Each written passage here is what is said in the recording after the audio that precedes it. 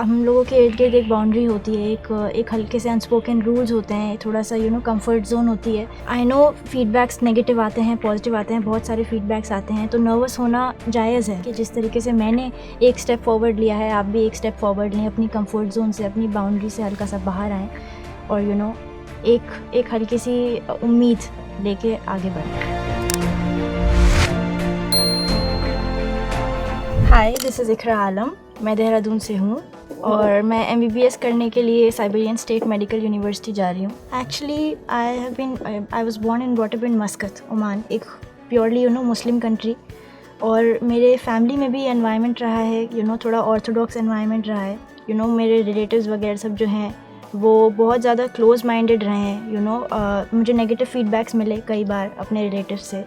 और मस्कत की कम्युनिटी में भी जहाँ मैं रहती थी वहाँ पे प्रॉपर मुस्लिम्स थे जिनकी मेंटालिटी ऐसी थी, जिन्होंने इस बारे में सुनते ऐसे रिएक्ट किया कि रशिया इज़ कम्प्लीटली एक डिफरेंट चीज़, वहाँ पे मुस्लिम एनवायरनमेंट नहीं मिलेगा जो यहाँ पे मिलता है, वहाँ पे तुम ये हिजाब नहीं कर पाओगी, ये प्रॉब्लम रहेगी, और वहाँ पे तुम्हें अपने लोग नहीं मिलेंगे, अपनी मुस्लिम कंपनी नहीं मिलेगी, वहाँ पे तुम कलरफुल चीज़ों में खो जाओगी। ये सब चीज़ें मुझे काफ़ी बोली गई थी और मुझे इस चीज़ की वजह से पुल बैक किया गया था। बट आई वुड डेफिनेटली से कि लिटरली एक ऑप्शन है रशिया और एक ऑप्शन है मस्कत, और इंडिया के बाहर भी दुनिया है, दूसरी मुस्लिम कंट्रीज़ के बाहर भी कंट्रीज़ हैं जहाँ पे मुस्लिम्स बहुत आराम से रह सकते हैं, क्योंकि उन कंट्रीज़ में बिल्कुल नॉन जजमेंटल लोग होते हैं, एजुकेटेड होते हैं। उनको लिटरली इस बात से फ़र्क नहीं पड़ता कि आसपास से कौन जा रहा है, कौन क्या पहने हुए है, जिसको जो पहनना होता है वो पहनते हैं।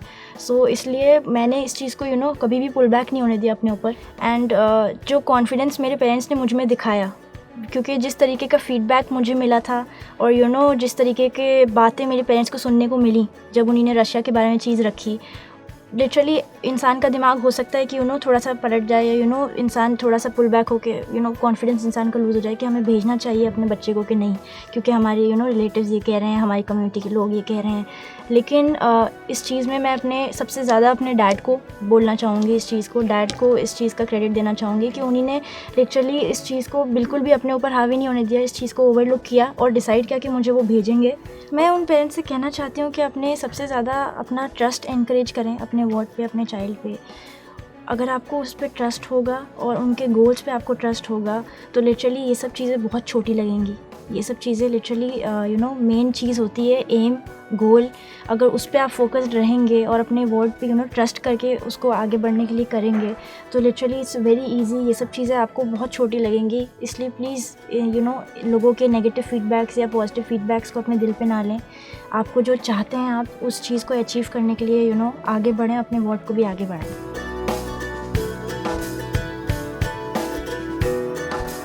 मैं डॉक्टर बेसिकली इसलिए बनना चाहती हूँ क्योंकि स्टार्टिंग से मेरी फैमिली में एक चीज़ थी कि डॉक्टर्स नहीं थे और बहुत कम थे, और मेरे पेरेंट्स चाहते थे कि मैं डॉक्टर बनूँ।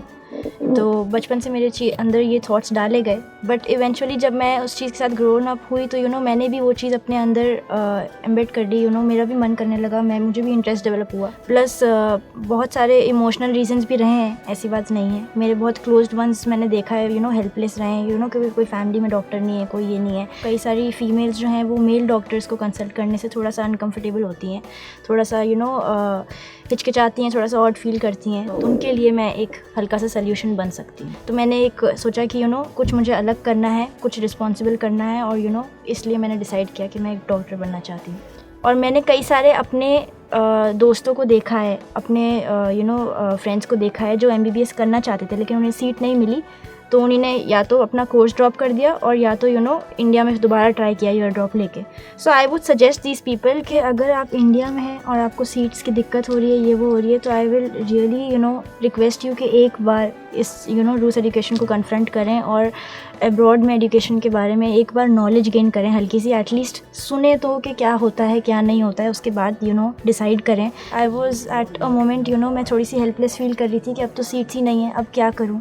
तब मैंने रूस एजुकेशन को कन्फ्रंट किया अपने एक रिलेटिव के थ्रू, और लिटरली मुझे जिस तरीके की काउंसलिंग मिली, इन्फॉर्मेशन मिली पूरी एजुकेशन के बारे में, मेरे जो भी डिस्कम्फर्ट्स या थॉट्स थे बाहर जाने के लिए, एक नई कंट्री में जाने के लिए, वो सारे धीरे धीरे दूर करे गए।